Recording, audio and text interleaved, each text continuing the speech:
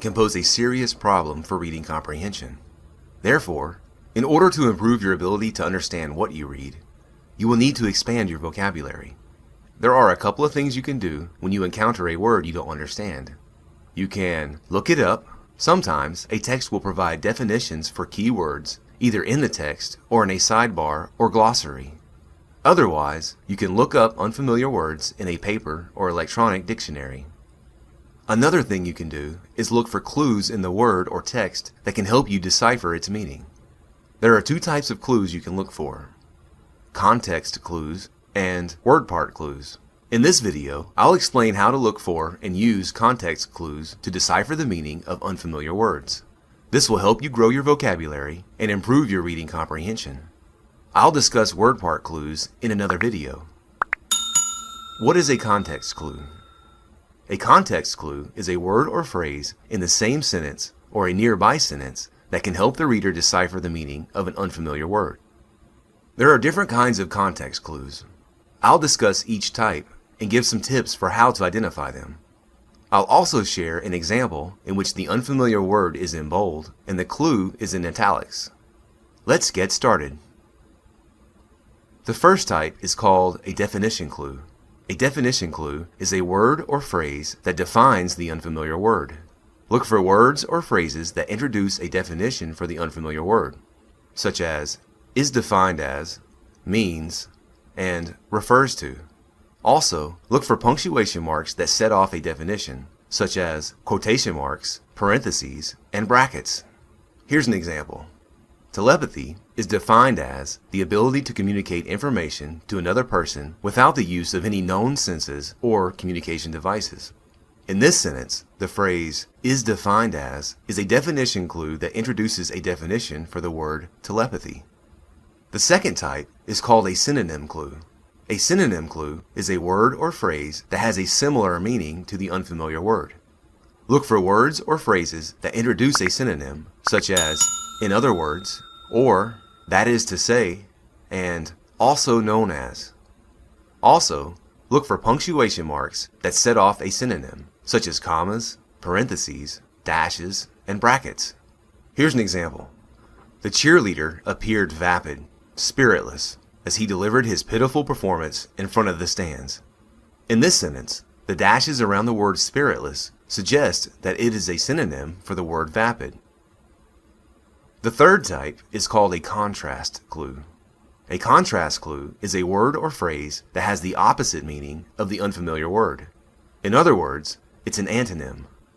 Look for words or phrases that introduce a contrast, such as however, but, instead of, on the other hand, on the contrary, whereas, in contrast, unlike, although, and even though.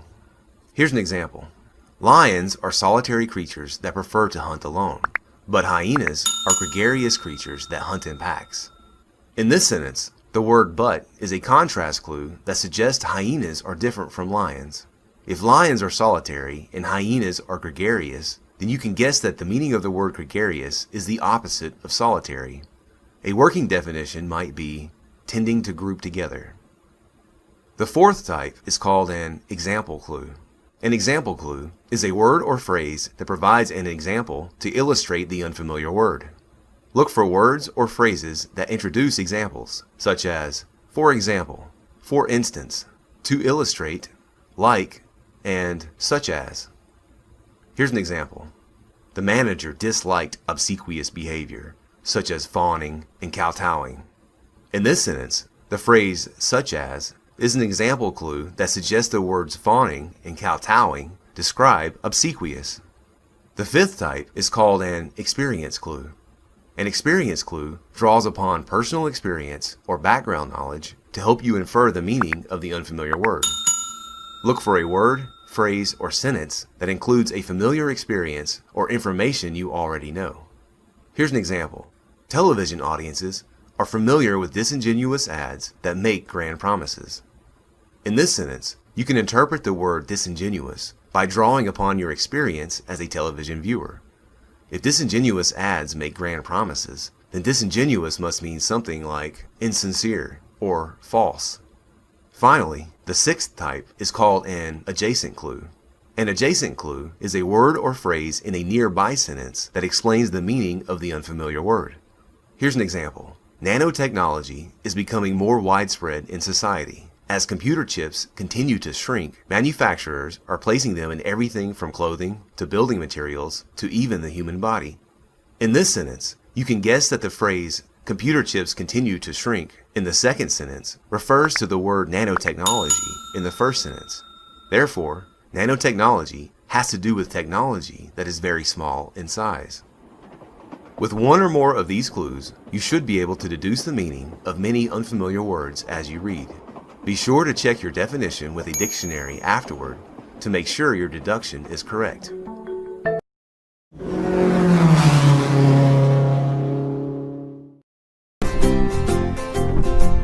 Hold on there. You can radically improve your understanding of what you read if you write while you read. This is called annotating a text. To annotate literally means to add notes to a text as you read, either in the margins or in a separate notepad or document. This technique is at the core of active reading. By reading carefully and pausing to reflect upon, mark up, and add notes to a text as you read, you can greatly improve your understanding of it.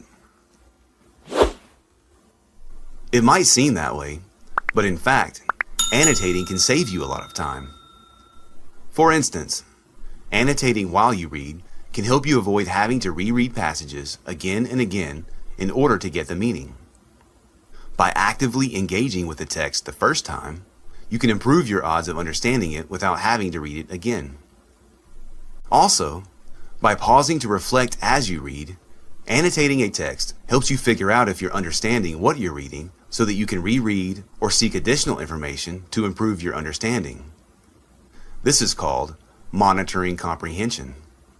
In the long term, this technique will help prevent you from wasting time by reading without understanding. Finally, by annotating a text, you can increase your odds of remembering what you've read.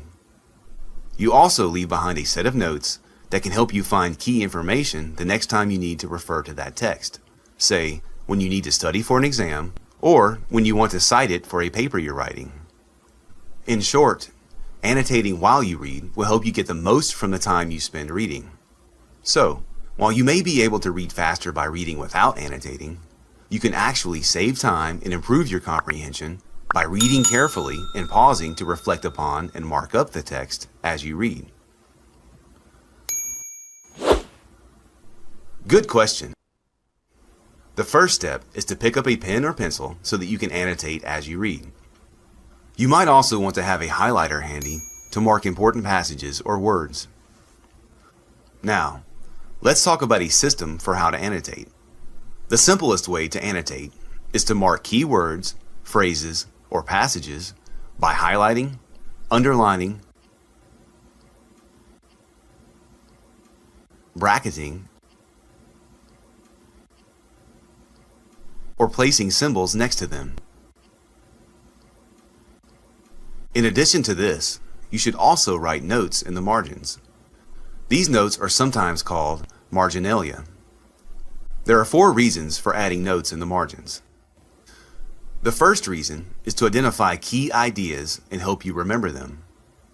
One way to do this is by writing key words in the margins next to where you found them in the text.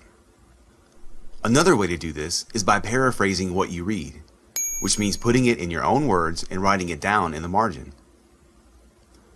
A second reason for adding notes in the margins is to comment on what you are reading. For instance, maybe you want to register your agreement or disagreement with an idea in the text. Or maybe you want to leave a note to remind you to look up something related. A third reason for writing notes in the margins is to record questions you have about what you are reading. These questions generally fall into 2 different categories. Questions intended to clarify meaning. This has to do with monitoring and improving your understanding of what you have read. If you're not sure about something you've read, jot down some questions about it in the margins. You might start these questions by asking who, what, why, when, where, or how. For example, you might ask, What is the difference between anabolism and catabolism? or you might express your question as a statement like, I don't understand what this means, and questions intended to evaluate what you have read. For example, you might ask, do I agree with this in light of what Smith says? Or, I don't find this evidence convincing. Is there more data to support this claim? Finally, a fourth reason for writing notes in the margins is to answer any guide questions you may have left for yourself while previewing a text. For instance, you may have previously written the question, what are the 3 conditions for intrinsic motivation? Next to a passage about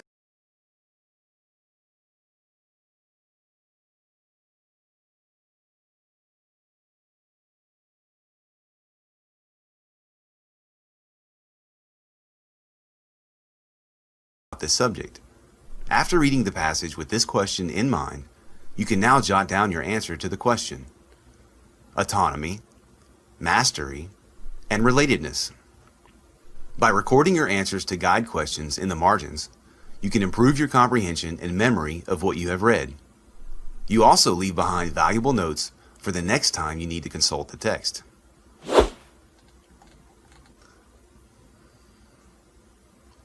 In that case, you can record your notes in a separate notepad or document. Even if you can mark up a text, you might want to keep up a separate notepad or document anyway. The more you write while you read, the better you will understand what you are reading. Most e-readers and word processors come with built-in annotation tools that allow you to underline, highlight, and even leave notes on the text. Audiobooks sometimes allow you to leave voice-recorded notes. If not, you can always pick up a notepad and jot down notes as you listen. I hope you can see why annotating a text while you read is so important. To recap, annotating a text helps you avoid having to reread as often, monitor and improve your comprehension, and remember what you've read.